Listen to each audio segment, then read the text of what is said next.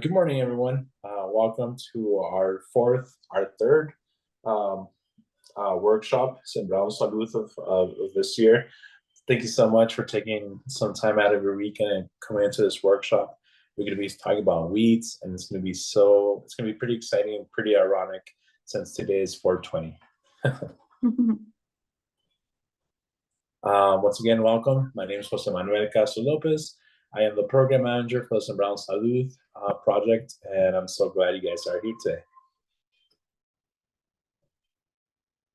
Good morning. My name is Emma Dewey. I am the program manager for our CODECE program, and I am also the curriculum developer for our Sembrando Salud program, and I'll be presenting our workshop for today. Good morning. My name is Katie Zuni. I'm the co-director of the Center of Southwest Culture. Thank you so much for tuning in today, and I hope that you learn lots.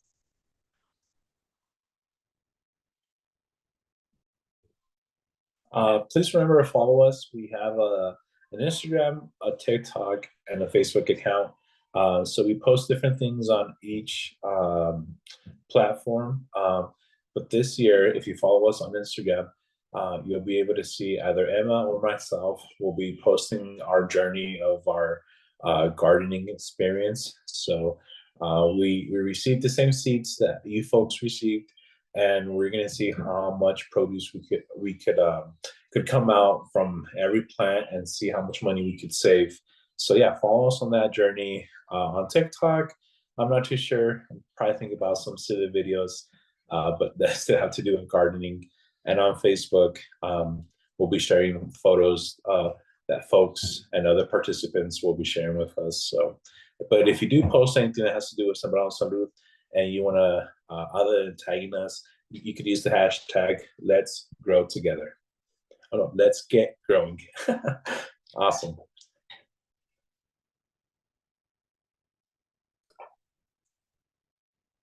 Take it away, Emma.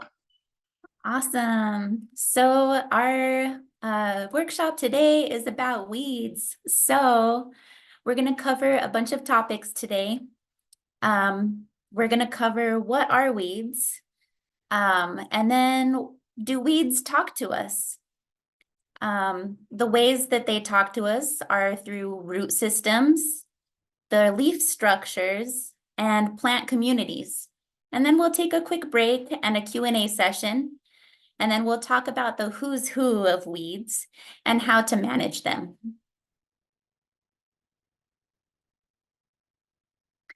So what are weeds? The definition of a weed is a wild plant that's growing where it's not wanted and in competition with cultivated plants. So without the human factor, weeds are really just wild plants, and they actually do have a purpose, and they can be our friends if we collaborate with them rather than competing with them. So while they can be annoying to us as gardeners, they are nature's way of collaborating.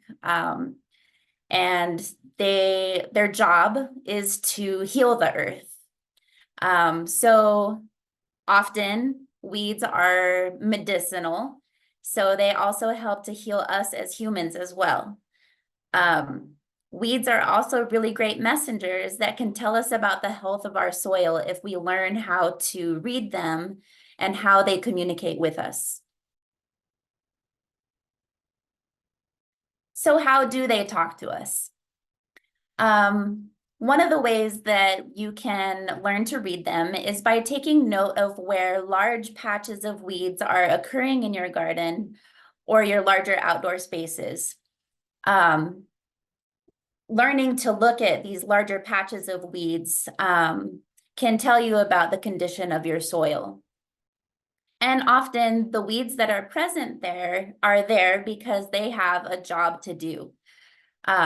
So the ways that you can read the plants is by looking at their root systems, the structures of their leaves, and the different communities of plants that are growing together. And they are going to tell you about the health of your soil.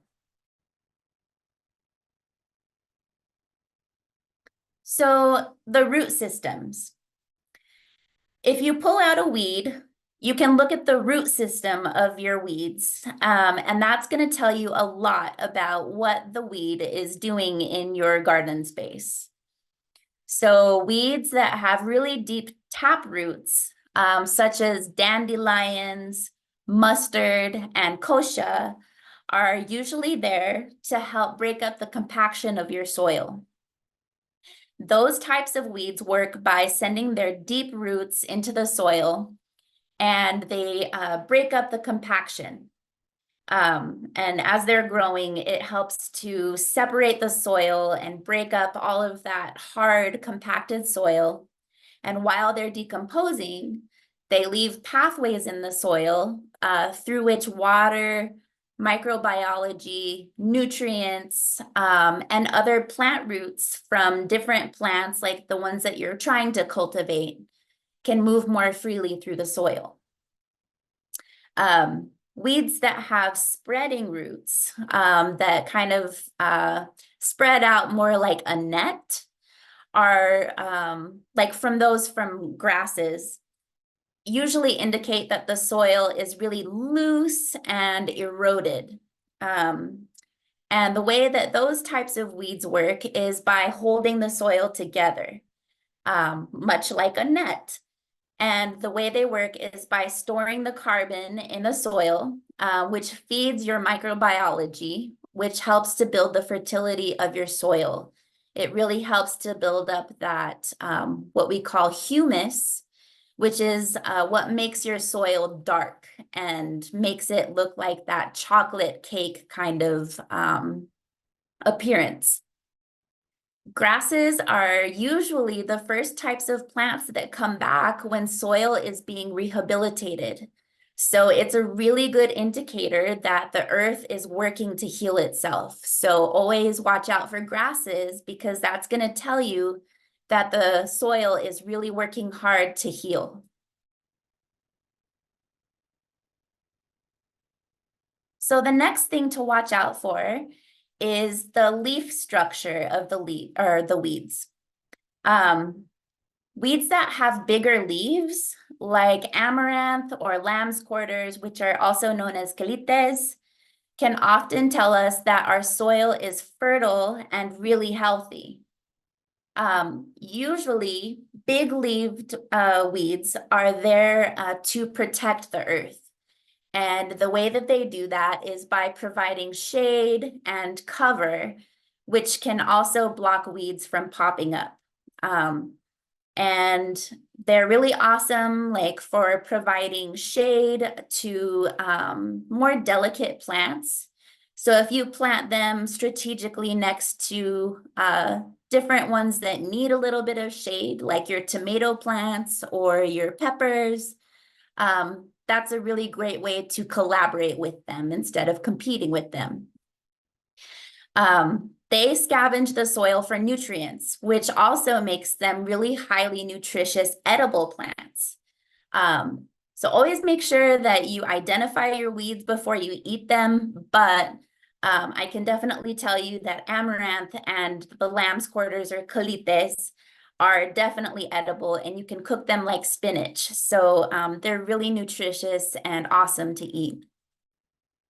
Weeds that have smaller leaves and cover the ground and spread out like that, such as sheep's sorrel, which kind of look like clover and have really, really tiny little yellow flowers, and clover, can indicate infertility of the soil. Particularly a loss of nitrogen, which is essential for the fertility of soil. These weeds work to replenish the nitrogen in the soil, which helps to rebuild that fertility back in the soil. They also help to provide a natural green mulch for your soil, which helps to keep it moist and covered, and also helps to keep the soil cool. So it's always a really good idea to keep those types of weeds around, because they're really going to help you with building the health of your soil.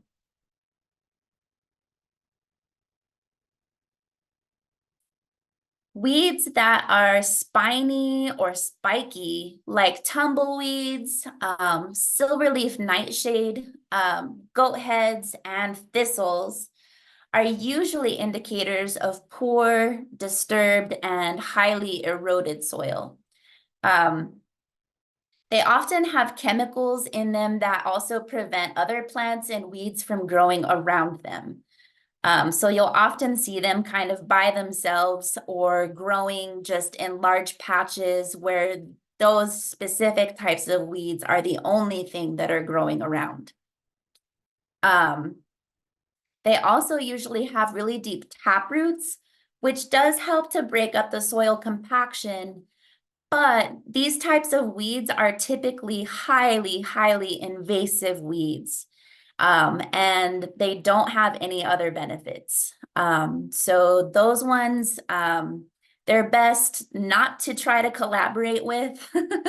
Those ones you can try to get rid of. That's the best way to deal with those kinds of weeds.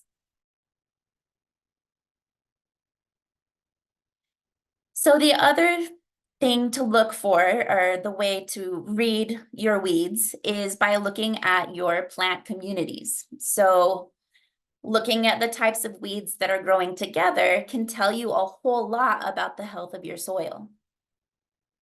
So if you notice something like a combination of like dandelion, clover, and kochia popping up in your garden, that's a really good indication that you probably have some compacted soil that is also low in fertility, such as low nitrogen.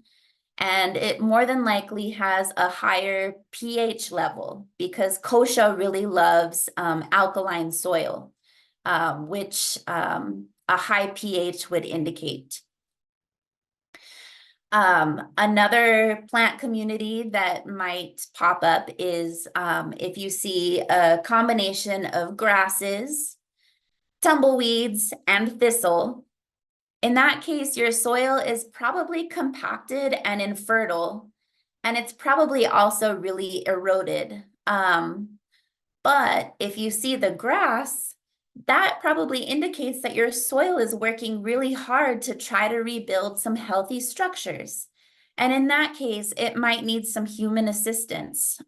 So getting rid of those tumbleweeds and thistle, planting something like clover, more grasses are going to help to reduce that erosion.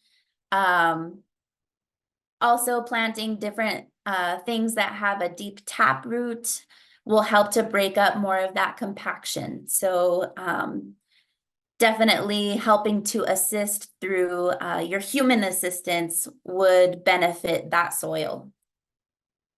If you see a combination of something like clover, amaranth, and lamb's quarters or quelites, it's a good indication that your soil is very healthy. And the presence of the clover means that it's also working to replenish the nitrogen in your soil. So this would be a thriving plant community. So that's definitely something that you would want to see in your garden.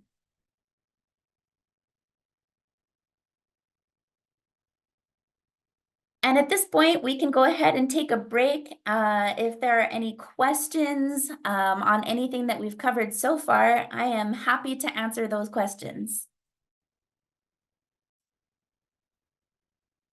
I have a few questions. Yeah. I think in my garden, I have a lot of probably thistles kind of plant. Okay. So, and you mean that I'm supposed to get rid of them and then put some clovers, right? That would be a good solution. Let's see. The types of thistle that you have, what do they look like? Are they like, do they have like purple flowers or? Yeah, they have purple flowers.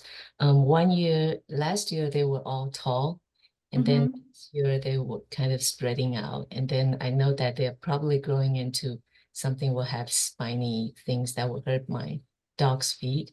So I Ah, probably should pull them out. And so where can I find clovers? Do I just go to the seed store and buy some clover? yeah. You can go to the seed store and buy some clover. There's also lots of different websites available where you can purchase clover. Um, I recommend there's white clover, or there's also there's a variety that is yellow sweet clover. And those are more of the like native varieties that will do better here in New Mexico. So if you can find those varieties, they'll do much better here. But you can also just get the regular red clover variety, and that'll do fine here. It just needs a little bit more water. So I would recommend definitely planting some of that and then just keep up with the watering. It does like a little bit more shade. So that could be something to consider depending on what your garden looks like where it's situated. You might need to also try planting some like amaranth seeds or something like that so that you can provide a little bit more shade for the clover. So it's really kind of a matter of like planning how you're going to collaborate with the different weeds, and also perhaps providing some different shade structures and things like that. But the clover, I think, is definitely going to help you. And there's also different things that you can plant to help break up that soil compaction. Things like radishes, also sunflowers are really great for breaking up compaction. Let's see. Anything that has a deep root. So things like carrots are also really good for that. Let's see. Beets are also really good for breaking up compaction. Anything that is going to create that kind of pathway. And then once you pull them out, then that creates those kinds of pathways in the soil that you need. Yeah, I have a raised garden. I know the question might not be directly related to this, but my raised garden, the problem I have is that maybe it's too sunny when I live by the botanical garden. Yeah, so it was really it's really sunny, and I put in seeds and I try to water once a day. It just don't seem like anything is growing. So Okay. I would recommend there's different shade cloth materials that you can purchase. Okay. I would try putting up something like that to provide a little bit of shade over your raised bed. That has really helped me in my garden space because my garden is just in direct sun all day. And it completely killed my plants last year. But this year, it's doing much better. So I think just having a little bit of shade is really beneficial and will help to conserve that water. And then also planting something like clover, like I mentioned, is a really great way to provide that natural mulch that is going to keep moisture in the soil. It's going to keep the soil cooler and help just keep everything much more moist longer. In the garden with the vegetables, that it should be fine. Yes. Yeah. You want to wait a little bit until the plants that you're trying to grow are big enough so that the clover doesn't completely shade them while they're growing. But that will work. because the clover grows low enough to the ground that it should not compete with the vegetables that you're growing. Thank you. You're welcome.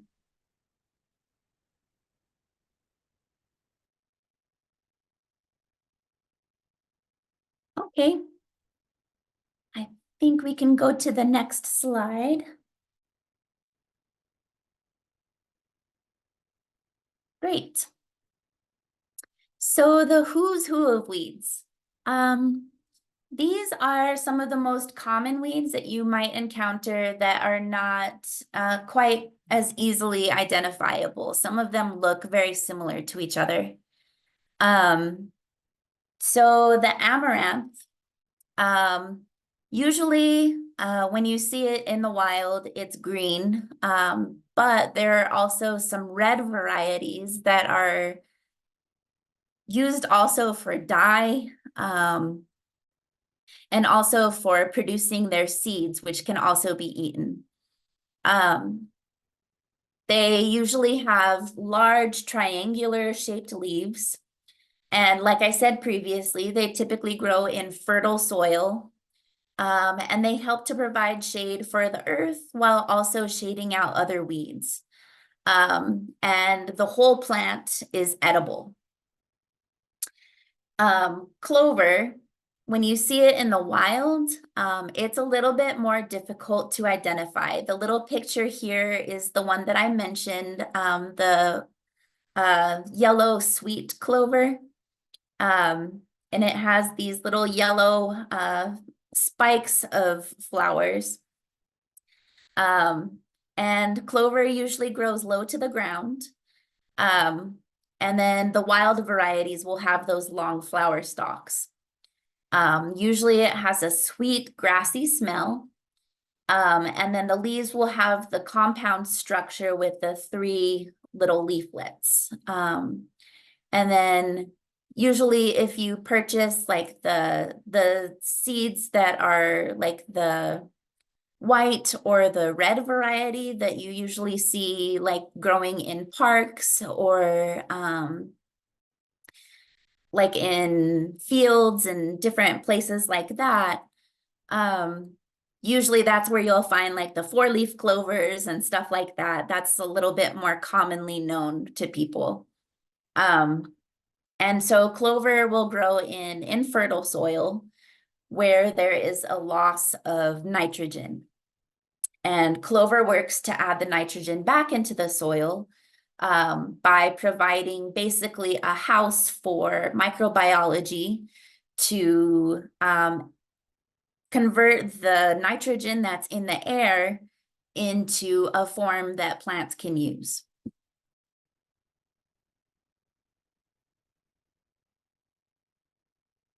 So crabgrass, this is a type of grass that grows in clumps, and the blades of grass are flat and wide, and the stems are usually kind of a purplish green color. So like all grasses, they indicate loose or eroded soil.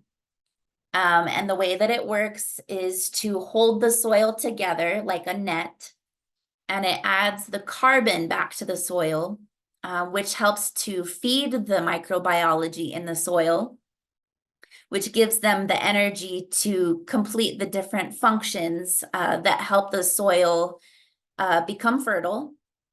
Yeah, it just adds fertility to your soil.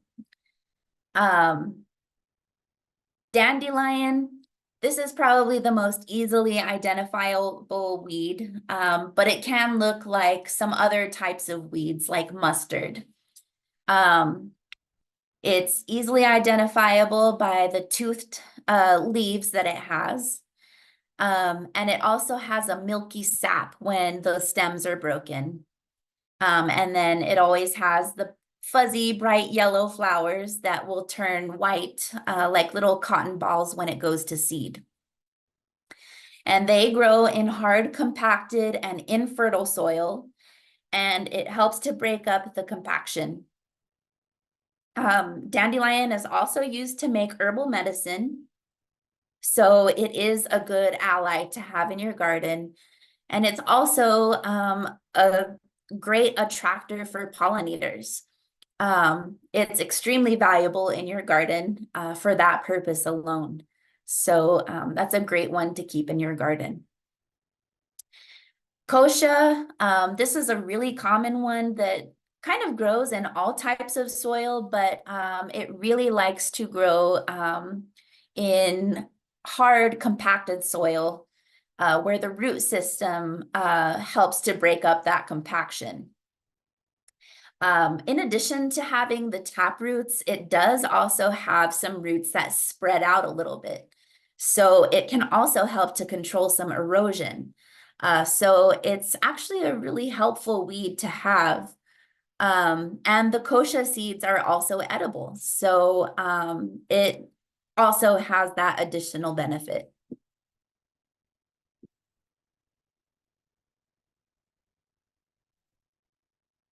So the lamb's quarters, these kind of get confused a lot with amaranth. They look very similar. The difference is that lamb's quarters don't have those big seed heads that the amaranth has. The leaves are triangular in shape. They have toothed edges, and they usually have kind of a grayish green color like you see in the picture. And then the edges will be just a little bit darker in color when the plant gets bigger. It typically grows in the more fertile soils, just like amaranth. So it helps to shade the earth while also shading out other weeds from growing. The leaves are edible, and you can cook it just like spinach, and it's really delicious and very nutritious. The next one is wild mustard. This is the one that you see growing everywhere. It's typically confused with ragweed, which people are highly allergic to. This one can also cause some allergies in people. So yeah, it's one that people tend to not like collaborating with, but it also has some benefits. So this one is identifiable by its kind of oblong leaves that are, has wavy kind of tooth-shaped edges. And the leaves and the stems will have stiff hairs that grow along the stems. When they're flowering, they have these little tiny clusters of little tiny yellow flowers. And they grow in compacted soil, and their deep tap roots help to break up the compaction.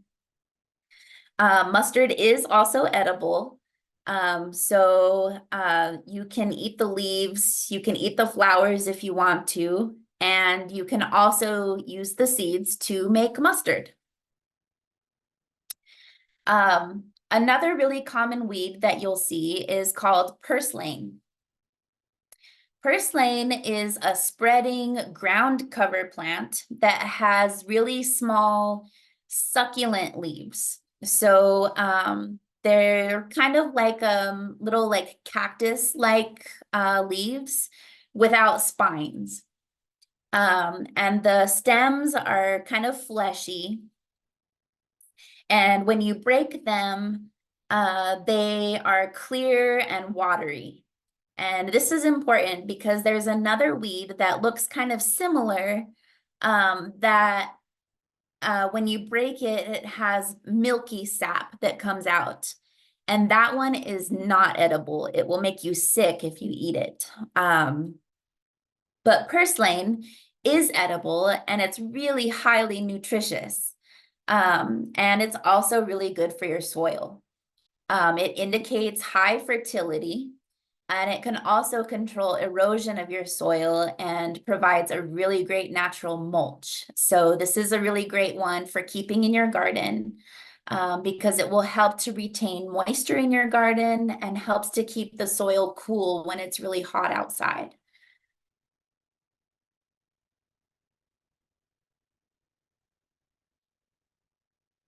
So how to manage weeds? So this is a question that comes up a lot.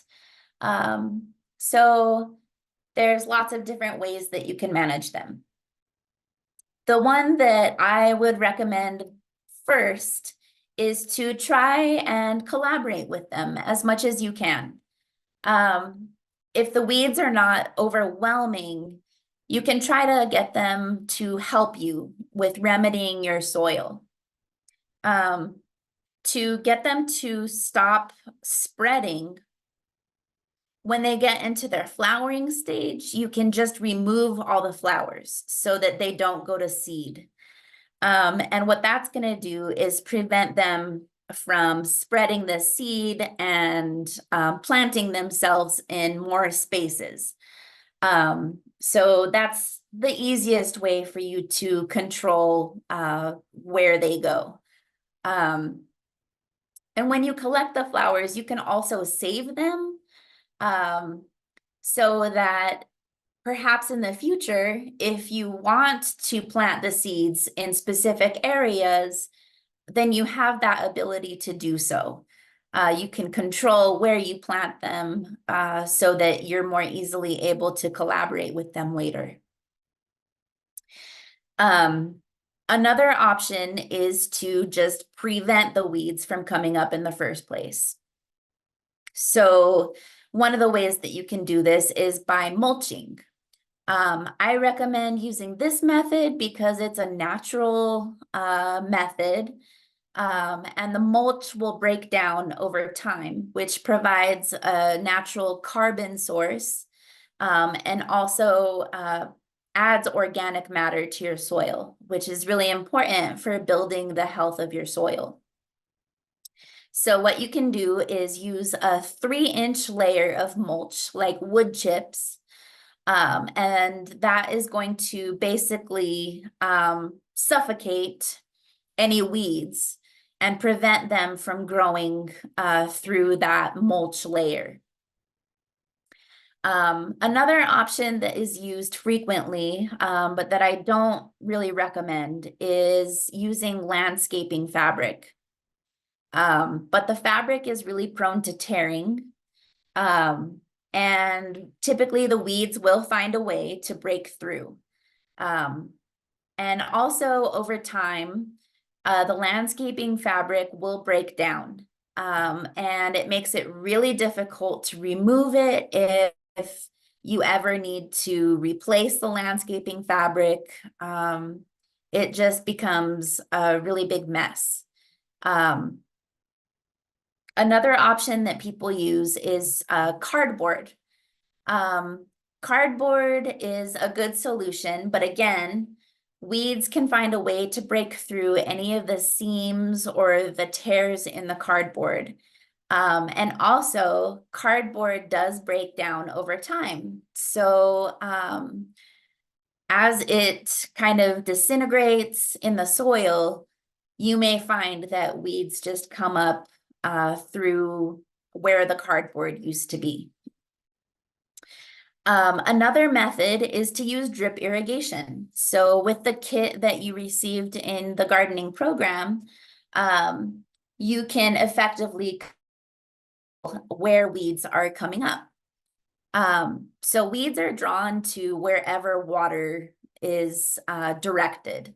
So if you're using a drip system to deliver water directly to the plants that you're growing, you can control weeds from popping up in other places. If you're just watering overhead with your hose, that is going to allow weeds to pop up anywhere, anywhere that you're watering.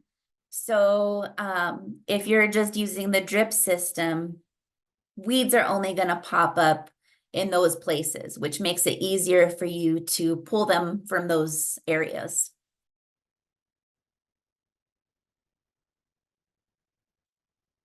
So another method is just removing the weeds. If weeds become overwhelming, you can remove them from your garden completely just by pulling them out.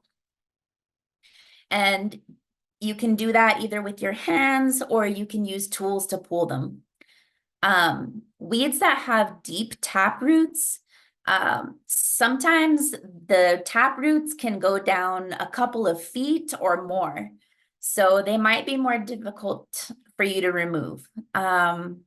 Sometimes you might have to dig really deep to get the full root out. But for weeds that have more shallow roots and grasses, using a scuffle hoe works really well. And that's the tool that is in this little video on the right of the screen here. And that is really effective. So yeah, I would definitely recommend. That's my favorite hoe in the garden. Natural herbicides are another option. Unfortunately, there's not very many safe herbicides on the market that you can purchase. A lot of them harm the plants that you want to keep. And a lot of them are also unsafe for children and pets and can also be really harmful to beneficial insects like bees, especially. So I don't recommend that you go out and purchase the chemicals that kill weeds. However, there are some methods that gardeners have been using for a really long time that can help. So vinegar is a really effective method for helping to kill weeds. You can use it in a spray bottle and just spray it directly on plants. And this works best on plants that have shallow roots. And it probably is going to take multiple applications. It's best if you apply it on a really hot, sunny day. And like I said, it probably is going to take multiple treatments for it to kill the weeds. That unfortunately is the thing with using these more natural methods. It's going to take some time and patience with killing them with these types of methods.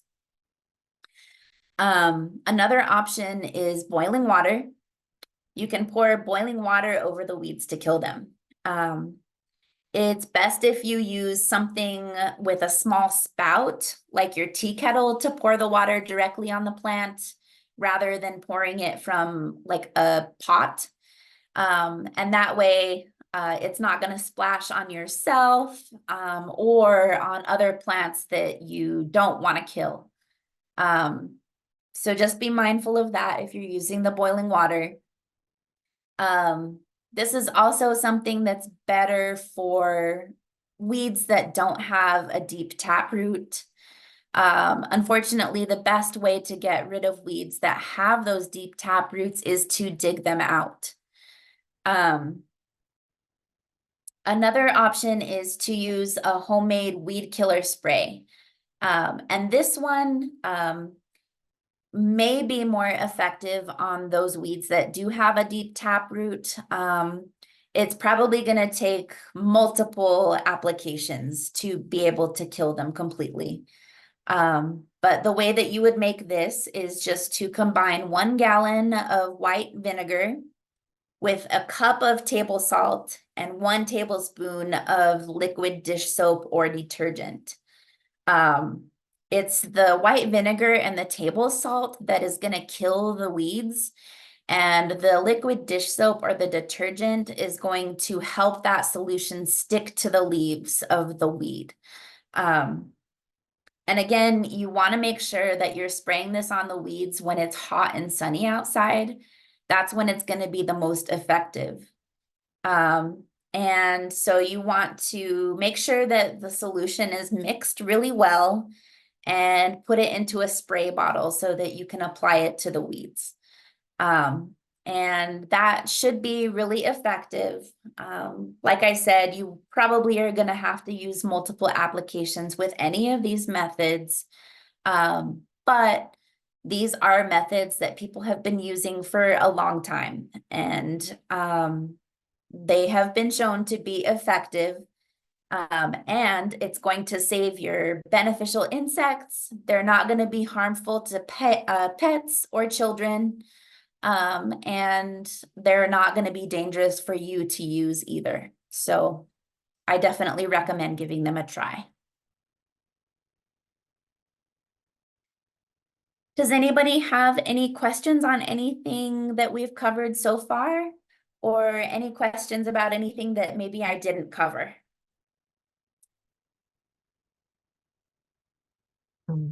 Not particularly with the weeds, but I'm wondering at the end of the season, I usually have a lot of things, a lot of plants I need to get rid of. A lot of them are weeds, and I know that I can throw them into compost. Any suggestions on how to handle them? I think one option is to, are you living in the city or are you outside city limits? In the city. Okay. One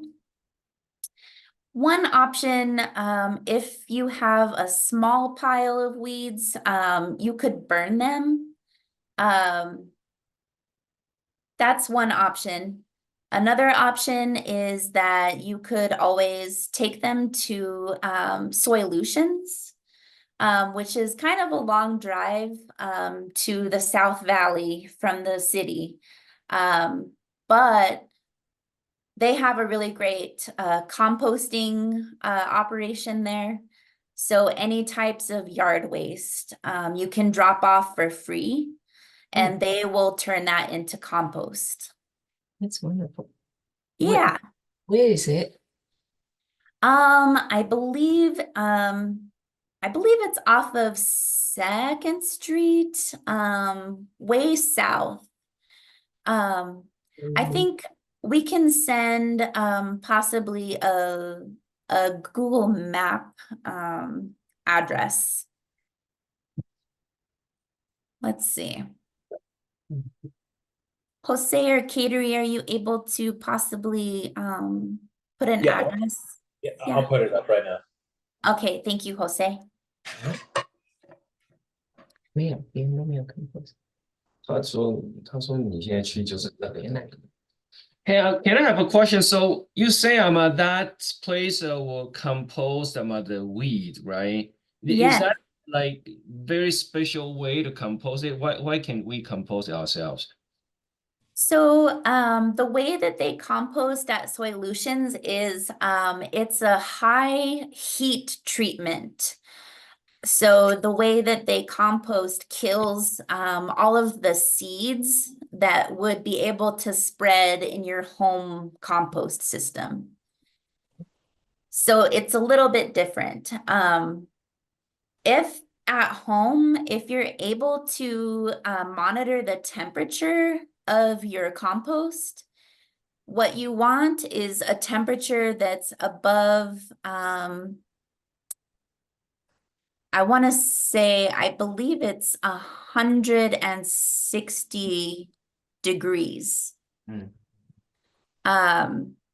So it has to be very hot. And that's not easily achieved in a home composting system. But they have such big piles of compost at Soilutions that they are able to do that. So, so that's why they're really great for dropping off all of that stuff. And they have all types of different soil that you can also purchase from them.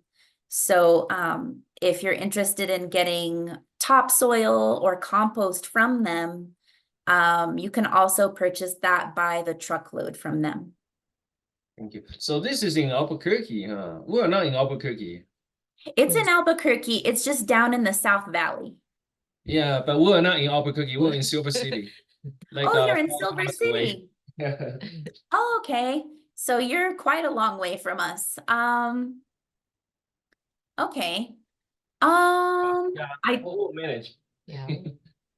I don't know that there's anything like that in Silver City. No problem. In that case, I would recommend for your weeds that you are pulling out, probably just burning them is the best solution for you. And in that case, what you can do is you can add the ash once it's cooled down back into your compost. And that's going to be a really great carbon source for your compost. Got it. So that could be a really good option for you. So to safely burn the leaves, do we Yes. get a big, what is that, a can or something like that? Container or whatever, I don't know. Yeah. Yeah, you could burn it in a can, or if you dig a big hole, like a pit kind of in the dirt, you can just make kind of small piles of the weeds and then burn a little bit at a time. Yeah. And that way it's a little bit easier to control. Okay, thank you.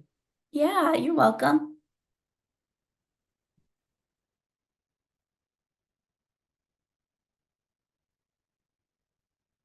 Okay.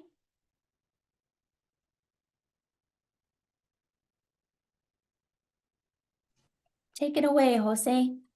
Oh, thank you. Okay, so our next steps. So the following drop-off places for this week, I think will be our final drop-off places for the season, for the spring season. So Monday, we'll be dropping off at the Valera Library from 12 to 3. Then Tuesday, Santa Clara Pueblo at the community school from 3 to 5 p.m. In Villanueva, Wednesday. We had to reschedule from last week, so we're going to reschedule for this week at the Villanueva Community Center, 4:30 to 6 p.m. Thursday, we'll be dropping off at the Española Library and Española from 12 to 3, and then we'll be ending our season at the Jicarilla Apache Nation, and that's going to be they told me it was going to be at the old high school. Yeah, that's everybody there knows exactly what I'm talking about. The old high school. It'll be from 2:15 to 5:15. Yeah, so those will be our last drop-offs. If we do have any supplies left, we'll let people know. But I think this will be we'll completely exhaust all those supplies that we had prepared for the spring season. It's been a great year, and this is just the beginning.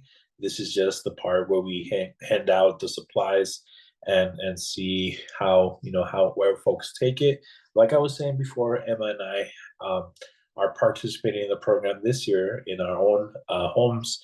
So if you do get a chance, I would encourage you to check us out on Instagram and check out our journey and see how much tomatoes, how many chilies, how many watermelons and this and that we'll be able to produce at our own gardens, and see how much money we'll be able to save. Yeah, but as far as supplies, I think this week we'll probably get we'll be giving away the last of the supplies that we have left over. I sincerely apologize if you weren't able to pick up or if supplies, if we didn't have enough for you this year. Well, at least for this season, because I would remind folks that we are doing a fall season where we plan on giving seeds, and hopefully that does come into fruition. If not, there's always next season, always next year.